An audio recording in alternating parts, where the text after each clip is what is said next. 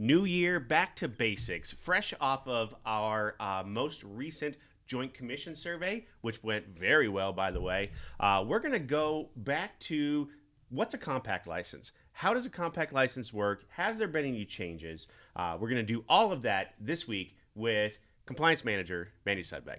Hello. Atlas All Access starts now.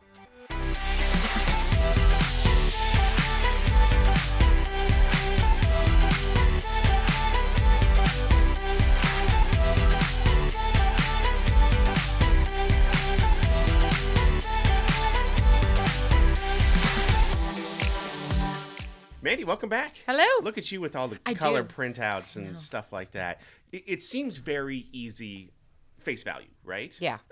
From a very basic level. Yeah, but maybe in theory. Because we've done it for, I've done it for almost 19 years now, right? Actually 19 years. It seems very normal. So let's go through a couple questions about the compact license and kind of from a compliance standpoint, what do our travelers need to know? 100%. Okay. Question number one. My driver's license says I live in a compact state. Does that mean I have a compact license? No. And why? That's the easy answer. Yes. So there is a lot of different things that go into it. However, it's wherever you have your primary address. So there's a lot of things that qualify as a primary address, and there's things that don't qualify as a primary address. So example, sometimes you might be asked to give your lease or your mortgage, just like a DMV would ask. By the NLC, they state that's not your primary address. Okay. Best thing to do is your driver's license, because you have to give the DMV a lot of stuff to get that address updated, and then you have to come back because you didn't bring the right stuff.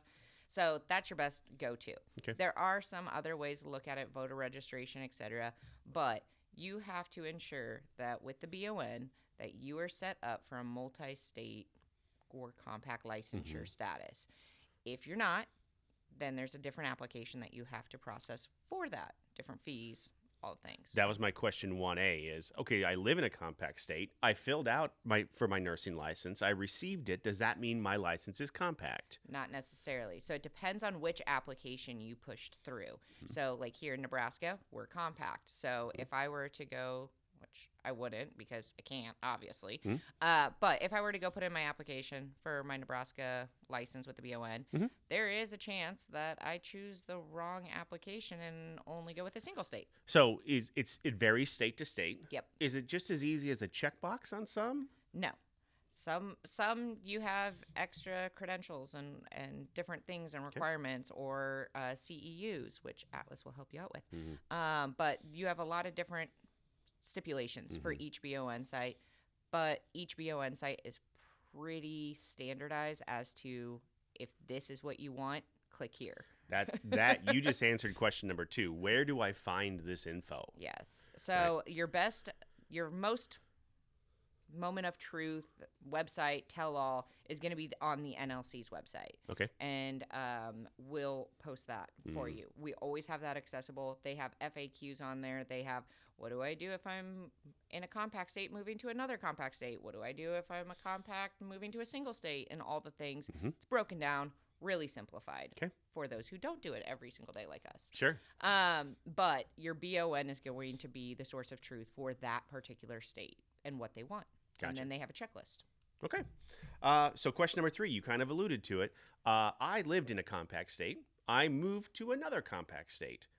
Is my license still compact? This is the one we deal with day in, day out, and it is confusing, and we understand it's confusing. We try to simplify it best you can.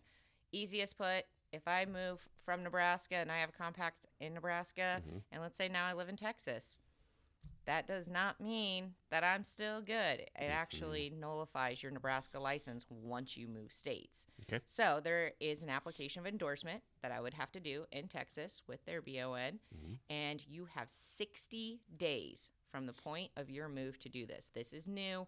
NLC just upped that from 90 days is what it previously was. You have now 60 days. You have less time now. You have less time. Wow. So get on it right away. You are going to still be covered by that Nebraska license while I'm in Texas, and they're kind of doing their thing because not all BONs are equal on their processing time, and we have no stance on that, but it is what it is. So Nebraska will actually endorse me in Texas to have my. Interesting. So you have a couple different steps. You have to provide us proof that you have your application, your fees paid, that you've done what you're supposed to do. Okay. But you still have that gray zone, that give me time. And then what will happen is the BONs talk to each other. They update nurses together. All of a sudden, that Nebraska one is inactive. Doesn't go to a single state. Doesn't do anything like that. It's just inactive. And Texas is now your compact license. That's your compact license then. Gotcha. Okay. So I think during that process, the biggest thing that I took out of that was communicate. 100%. Right? Yeah. Absolutely. Communicate with both boards of nursing, with your compliance specialist, 100%. with your recruiter. Like, you can't over communicate. Correct. Enough. Yep. And the sooner you get on that and working on that, the better, because then obviously you won't have any delays in getting your next assignment while you're waiting for somebody else to process something. Gotcha. Okay, question number 4. Is there anything else they need to know? Like, is there additional stipulations to some of these? Like, do you see, give me a state that maybe requires fingerprints if you move, or, that type of thing? Yeah, so there are going to be different states that have different requirements. So Ohio, you're going to have some fingerprints.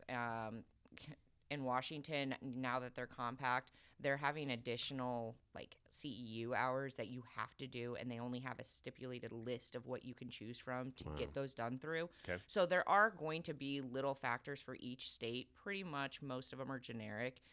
The thing to remember is that you are going to have background searches that you have to do for the state, and then you're probably going to have background searches for whatever that upcoming assignment is in that same state, because they're not all made equal. Sure. So there are a lot of differences, but again, that BON site for that state is going to be all truth of what they want. They'll walk you through it. Some states are easier to get a hold of. The ones that aren't so great to get a hold of, or you're going to be on hold for a couple hours, go to their website, because it's all there. It's all there, yeah. Which brings me to just my opinion.